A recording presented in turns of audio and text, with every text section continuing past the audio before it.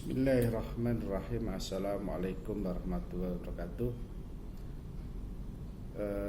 Pada seluruh anak-anak peserta didik, khususnya kelas 12 IPS, bahwa materi sejarah peminatan pada semester 1 dengan judul Perang Dingin.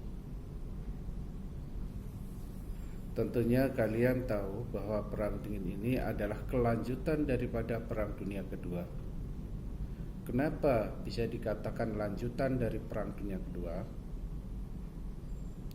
Karena di dalam Perang Dunia Kedua ini setiap negara, setiap bangsa yang terlibat di dalam Perang Dunia Kedua punya rasa dendam terhadap negara-negara baik yang kalah maupun yang menang. Nah, oleh sebab itu, maka di dalam Perang Dunia Kedua ini tentunya negara-negara tersebut mulai melaksanakan satu strategi dalam melanjutkan perang dunia.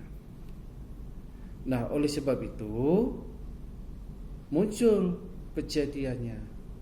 Terjadilah perang dunia yang disebut dengan Perang Dingin atau Perang Dunia Ketiga. Nah, anak-anakku, dalam Perang Dingin ini tentunya kita akan masuk beberapa negara-negara yang terlibat di dalamnya. Baik, dalam Perang Dingin ini muncul dua negara adidaya, dua negara terbesar, dua negara yang ditakuti oleh negara-negara kecil. Siapa itu dua negara itu? Dua negara ini adalah antaranya Amerika Serikat dengan Uni Soviet. Maka dua kubu ini membentuk dua blok. Di antaranya adalah blok barat dan blok timur. Nah, blok barat yang dikomandoi oleh Amerika Serikat dan blok timur dikomandoi oleh Uni Soviet. Nah, ini yang terjadi dalam Perang Dingin. Nah, dua negara ini tentunya ingin menguasai seluruh kekuatan, baik secara senjata, militer maupun politiknya. Nah, oleh sebab itu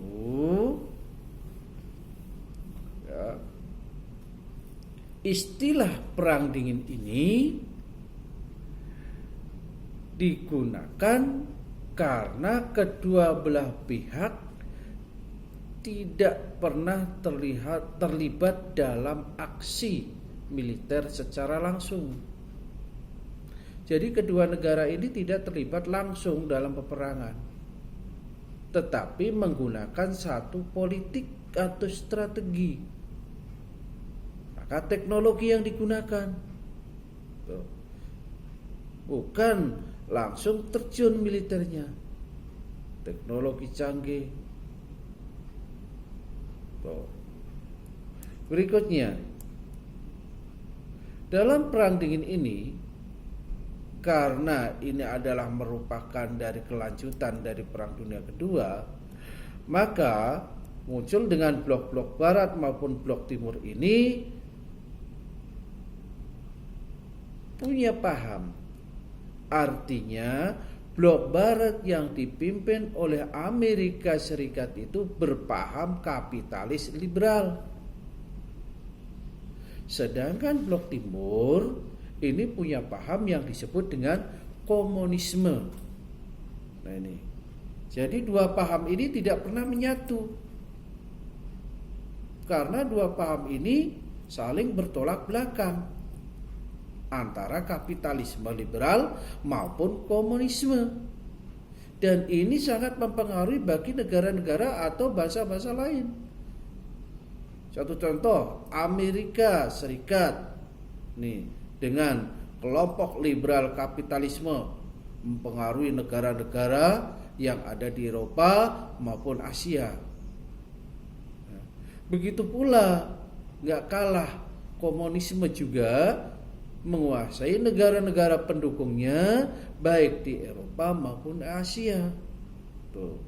Nah, kedua-duanya ini saling menyebarkan dan mempengaruhi pahamnya. Tuh. Maka disebut dengan blok barat dan blok timur. Baik, yang berikutnya. Bagaimana sebab-sebab terjadinya perang dingin? Sebabnya apa? Satu, perbedaan ideologi. Ya. Di antaranya adalah dalam perbedaan ideologi, pemilihan umum, ya, bahwa pemilihan umum bersifat demokratis, rakyat yang menentukan. Kapitalis, individualis, paling kaya di dunia, hak asasi manusia, kebebasan pers. Ini adalah pola dari paham liberalis.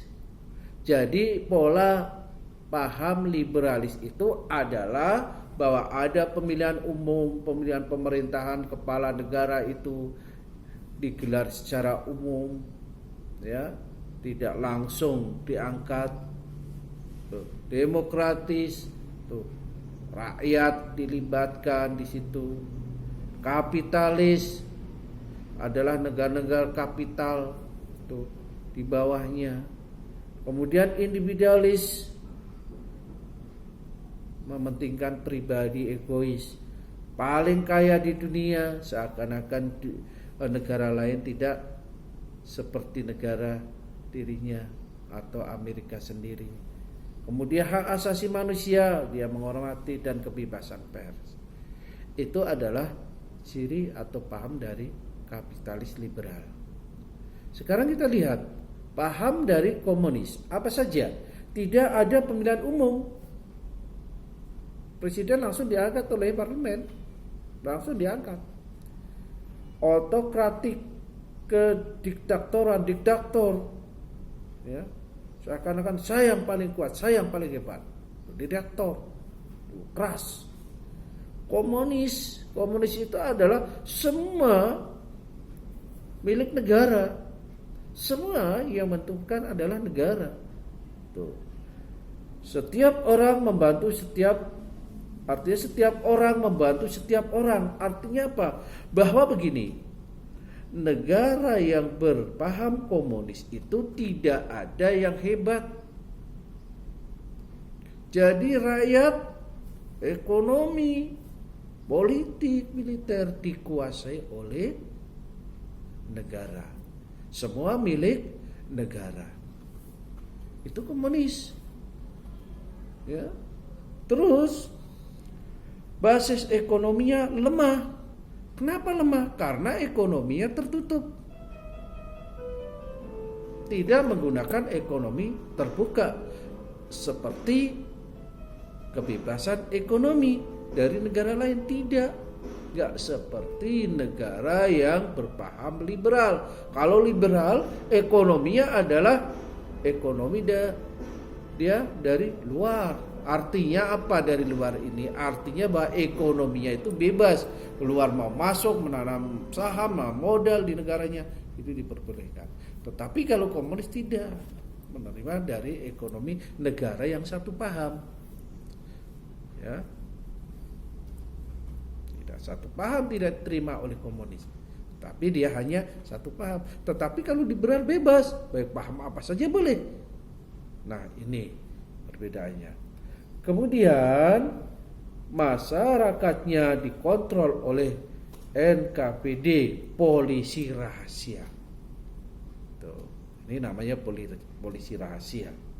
Sensor total terhadap per tidak diberikan ruang atau kebebasan per. Ya.